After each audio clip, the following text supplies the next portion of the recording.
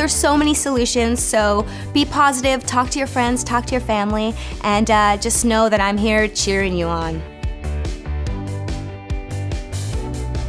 Hey guys, it's Kirbie. I am back. This is Pretty Unfiltered, and today's guest is Lisa Schwartz. Hi! Lisa's on the show today because we haven't covered this before, but you have struggled with anxiety for a lot of your life, and I'm so glad that we're here to talk about it today because it is one of the most widespread mental disorders in America. 40 million people are affected with anxiety. I know. And sometimes you feel like it's just you. Exactly, and that's the thing that I think is so important to know because a lot of times you feel alone.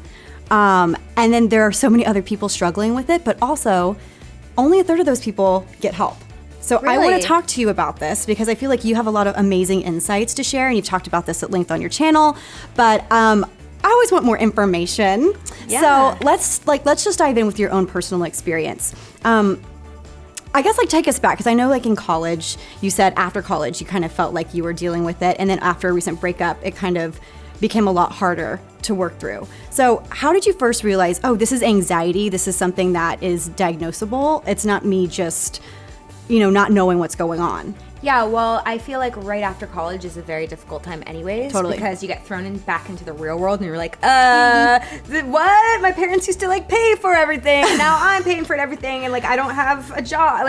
It was just so stressful, and I started getting panic attacks. Yep. And if you've never had one before, they're very scary. Totally. You feel crazy, and I would roll in a ball, and I couldn't move. Yeah, it was debilitating for you. That's what you were saying. It really was. And it wasn't until I figured out what they were that they started to get better, because I could at least talk myself down from being I'm gonna die. It's no, that's just what this is. So that's sort of how it started, and then I realized that was a product of my anxiety. Got it. And so there are three different types of they categorize anxiety, right? There's panic attacks, there's social anxiety, and then there's generalized anxiety. So were you ever diagnosed with a specific type? All of them. You're I went through it all, girl.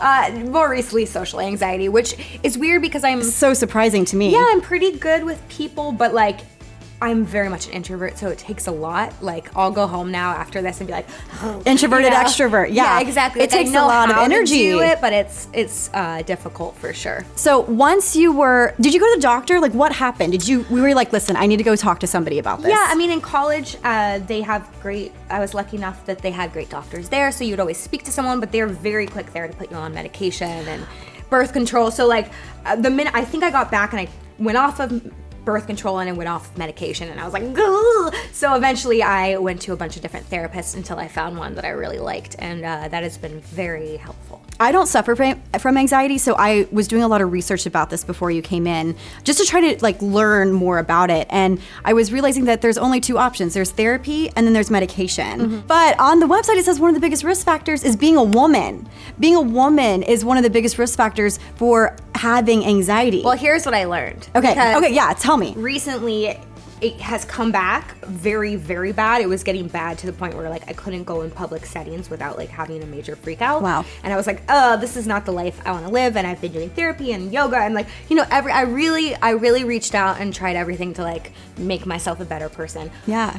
I got a hormone test taken, and my hormones were all out of whack because of my age and because of my stress levels.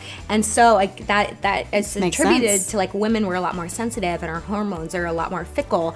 So now I'm attacking sort of that. And I want to get a hormone test. I feel like that would help so many things. Yeah, it's really interesting. Wow, that is so cool. So, so stigmas. I feel like there are a ton of stigmas about anxiety. What do you want to tell people that you think the stigma is unfairly put on people that deal with anxiety?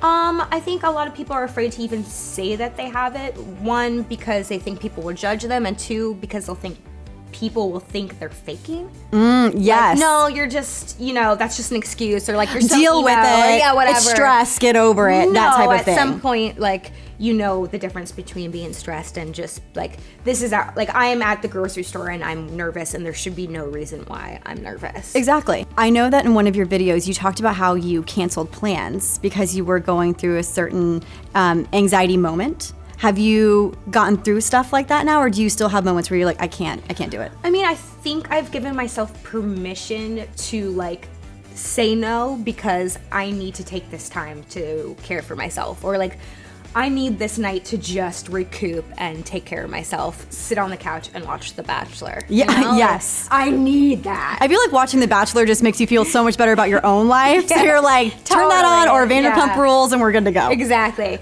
So I think it's like a balance of like, sometimes I need to push myself because it's for work, or like I need to go be social tonight because I haven't been. Totally. But sometimes it's giving yourself permission to just have a night in. One thing I love about you is in the copy of all of your videos, you'll say you're not alone.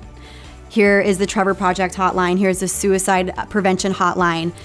Have you ever been affected personally by suicide? I know that's like kind of like a weird transition, but I just noticed in a few of your videos that you have linked to them. Why are you so passionate about that? I just feel very sensitive to all my followers that watch, because I know that they have been either, have thought about it or surrounded by it. So I feel like it's my duty as a social media person, a role model. Again, I know that you don't like that word. I know you don't like that word. Yeah, that's an honor, but like just to like give the information to anyone that might be seeking it, because I feel like those kids usually come to YouTube. Let's talk about your new shows. Yay! Yay! So Party Girl on Freeform, and you can also watch it on Hulu. And then This Isn't Working on ABC. So cool. Thank you. You've talked about this a little bit. Just Google it. You'll see a lot of articles about them. But you've talked about how you've kind of taken experiences from your own life and brought them to these characters. Yeah. So can you talk a little bit about those experiences and how they have affected both characters? Yeah. In my 20s, after college, I worked so many different jobs. So many. Because I wanted to be an actor. So I needed to keep my days open, but I didn't want to be a waiter for some reason, because I thought there was a stigma against that. If you're a waiter, God bless you, that's a very difficult job. It's a hard job. I think I was just too lazy to do that. So I did like every part-time job possible, and one of them that I did for like a very long time was a birthday party entertainer. Oh my God, yes. Yes, I did that for I want to say like about 7 years. So that's what Party Girl is based on. I feel like that's such a fulfilling job, though. I mean, you're like, well, let's watch the show and you'll see. Sometimes it was wonderful, and a lot of times it was terrible, like real bad. And you'll see, like, I told my writer I wrote down all my crazy stories, and she integrated them into the show. Wait, this is amazing. Yeah, this is so nuts. Cool. Is there any advice before we go that you can lend to your fans and our viewers about getting through anxiety and not feeling alone? Maybe like a helpful tip that they can? Yeah, definitely reach out to family or friends. I think talking really helps. Get help from a professional if you can, and just know that you're not alone.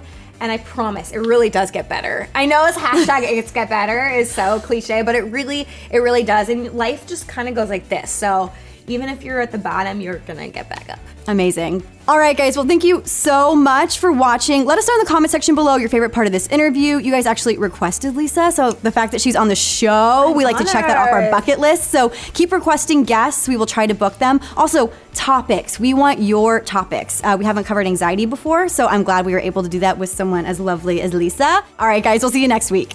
Bye.